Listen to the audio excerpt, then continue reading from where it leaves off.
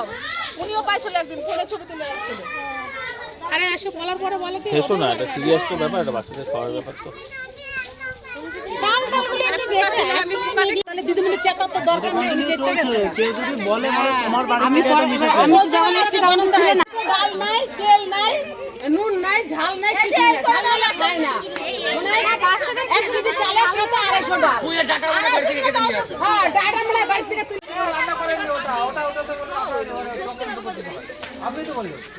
Video on ক্যামেরায় তো অস্বীকার করছে যে ওইরকম না মানে।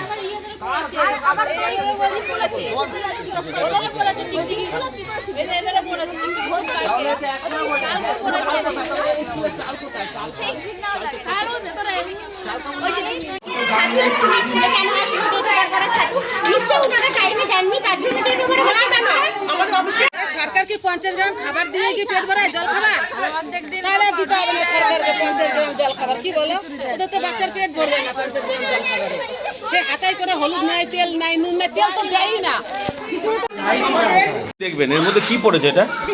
এটা কার খাবারের কাছে এই থালাতে কেউ খাবার নেয়নি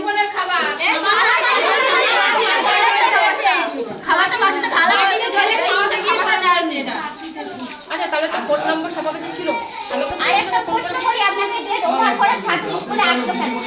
সেটা আপনি অফিসে চলে যাবেন তাহলে আপনার কাছে যখন আসলে আপনি প্রতিবাদ করলেন না কেন? হ্যাঁ আমরা অফিসকে জানিয়েছি পরিষ্কার ধুয়ে করতে এখানে বাচ্চারা পড়বে, এখানে খাবে, যদি খায় এটা কি হবে? এটা কি হবে? বাচ্চারা যদি একদম বাচ্চা ধুয়ে ডুবে পড়ে তাহলে কি হবে তার অবস্থা?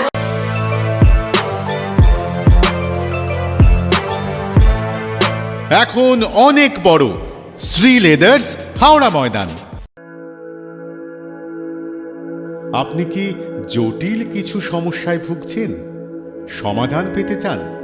যোগাযোগ করুন প্রখ্যাত জ্যোতিষ ও তান্ত্রিক মনসারাম ভট্টাচার্যের কন্যা মনসা কন্যার সাথে। প্রখ্যাত জ্যোতিষ ও তান্ত্রিক মনসা কন্যা হাওড়া জানবাড়ি ও হাতিবাগানের নিজস্ব মন্দিরেও বসেন। যোগাযোগ 9830106967 আর 9239655323।